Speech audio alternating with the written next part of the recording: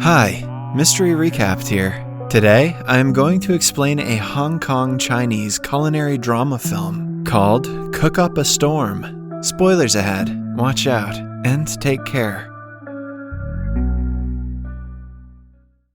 The movie centers around a famous local restaurant named The Seven in Spring Avenue, Hong Kong. The talented chef of the restaurant, Sky Ko, specializes in Southern-style cuisine. A TV host features the 30-year-old restaurant and its chef on a culinary program. Sky shows his talent on national television, even though he is already popular as the best chef in all of Spring Avenue. Alongside him, his friend Uni is also introduced to the people. She usually manages the financial aspect of the restaurant. Sky is very definitive about the quality of food and time they provide to their customers, which is part of the reason why their restaurant is so popular. Most of the time, it is so packed that a queue of people has to line up outside the restaurant. That day, a rude customer barges in after breaking up the queue. Sky refuses to serve him, even though the customer boasts about the power and money he possesses. Before leaving, the man laughs at their small restaurant and discloses that his boss has invited a world-class chef to open a 3-star restaurant opposite to theirs. The thought scares Uni, but she dismisses it as a bluff. Meanwhile, in France, the crowned king and queen are welcoming their newborn son. They hold a massive ball to celebrate the birth and invite a world-class chef to cook for the guests. We are introduced to the said chef, Paul An. He is a Michelin-starred Korean chef trained in France. Paul has a special way of cooking that doesn't see boundaries in one particular style. He loves to mix cuisines from different countries and thus create innovative dishes. For the chef's special, he presents the queen with a dessert that looks like a red egg but is filled with mango puree and coconuts.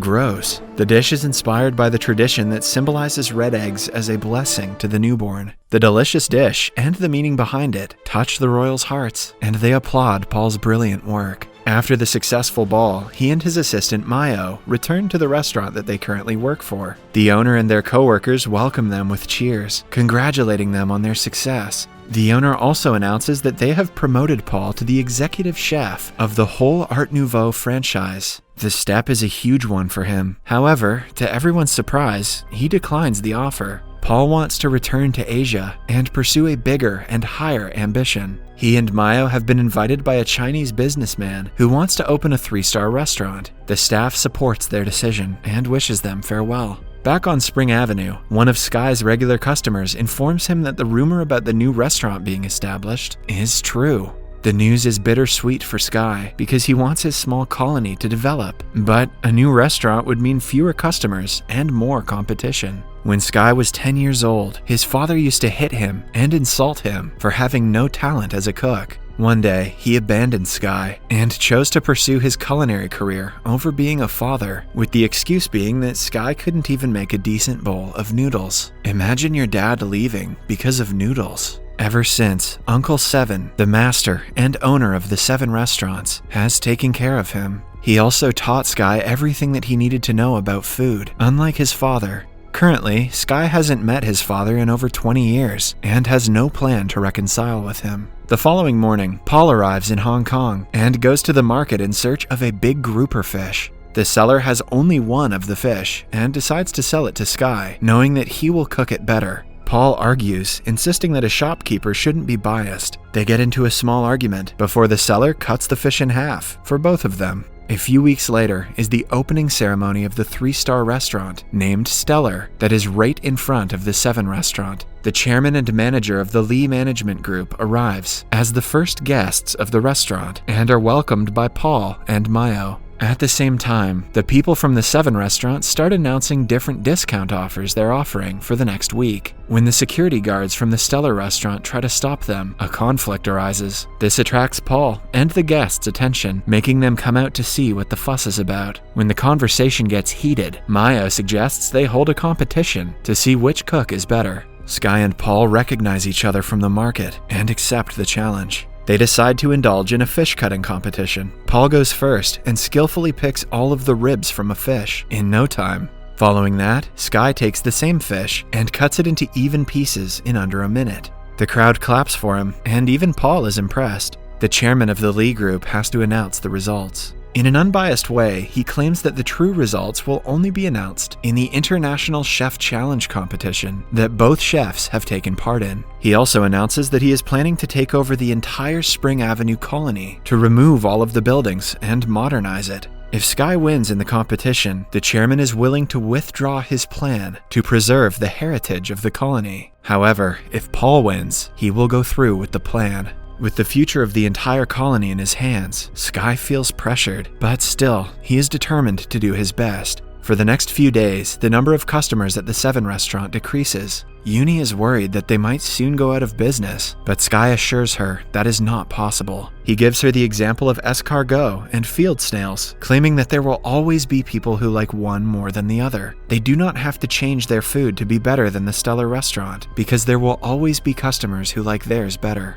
The following day, Sky is met with disappointment when he goes to the market and finds out that the Stellar restaurant has bought all the good fish. The day is frustrating for the workers in the Seven restaurant until they find out that Sky has been selected for the culinary competition. He will soon go against Paul to be selected for the semifinals. But then, it is also announced that the victor will have to go against the two-time winner of the competition, Mountain Co. Sky is shocked to see that his father has achieved the success he wanted to. He is now even more determined to reach the finals and compete against him. That night, Seven returns home from his trip and calls Sky to a pub. Excited to meet him after so long, Sky runs to the location but finds his father with Uncle Seven. Mountain bluntly says that he still doesn't believe in Sky and doesn't regret leaving him for his career. The words are the most hurtful thing Sky has ever heard, but he hides his pain with anger. He promises to win the competition and prove that being a good cook doesn't require being a bad person like Mountain is. On the day of the culinary duel, the contestants get 90 minutes to cook a dish of their choice and present it. Sky makes a traditional salt-baked duck, while Paul makes a foie gras sorbet. The entire 90 minutes are intense, as both cooks show great expertise while cooking their respective dishes. Sky cuts the duck's insides with little to no effort and pulls them out efficiently, making the audience gasp.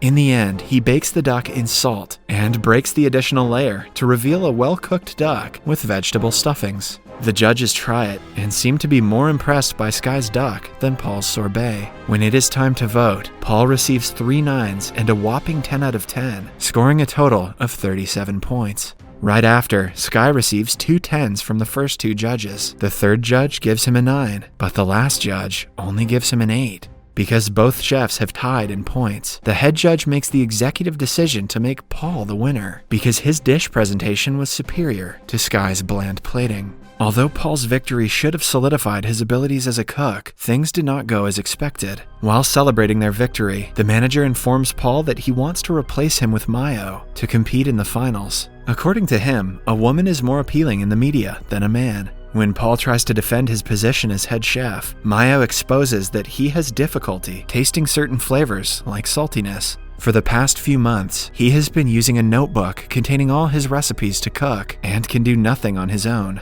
Mayo also discloses that she never wanted to befriend Paul and only sided with him to surpass him as a chef. Betrayed and hurt, Paul storms out of the restaurant, never to look back. That night, Sky bumps into a drunk Paul in front of an event stadium. They forget about their rivalry for a few minutes and share their past and troubles. Paul reveals that his father was a great chef and his dying wish was for Paul to be like him. Sky also tells him about his and Mountain's relationship. After the conversation, they find mutual respect for each other. They also throw bottles of alcohol at Mountain's picture on a billboard while cursing at him in Korean. Paul doesn't want to give up on the competition yet. Since he cannot take part as a representative of the Stellar restaurant, he decides to participate as an individual chef. After debunking the rule book, he even asks Sky to join him for the semifinals. At the same time, the manager of Stellar is at the Seven restaurant, urging Uncle Seven to sign away his restaurant to the Lee Group. Right then, Paul and Sky appear and announce their partnership. Paul also reminds the manager that as the winner of the competition, he is eligible to compete at the championship. For the next few weeks, Sky and Paul work and train together. They try each other's styles of cooking and reach a common ground of modernization of traditional cuisine. The semifinal of the culinary competition takes place at the Studio City Casino in Macau. The one to win the round will have to face the current god of cookery, Mountain Co. The competition starts, and Sky and Paul use both their culinary strengths to compete against 4 other great chefs from different parts of the world. Somehow, the Lee group has also made Mayo take part in the competition. She cooks extra carefully to prove that she is better than Paul. She makes an oyster dish with frozen foam that the judges compliment initially, but on being served, they seem to find it mediocre. Meanwhile, Paul and Sky create a deconstructed mapo tofu. Sky's sense of taste helps determine the flavor of ingredients, while Paul's understanding of the culinary artistry helps with the techniques and processes used. Together, they create a traditional dish with a modern design.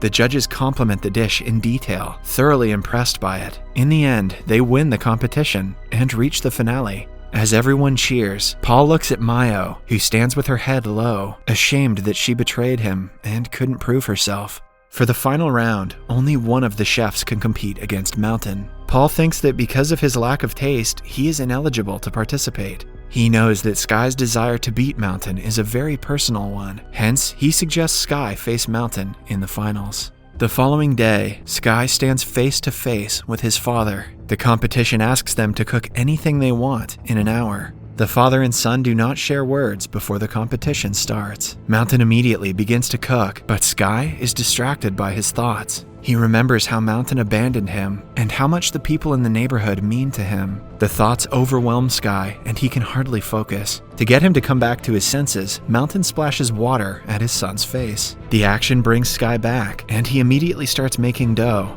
By the end of the hour, Mountain makes an aesthetic sugar display of molten lava with a flower on top.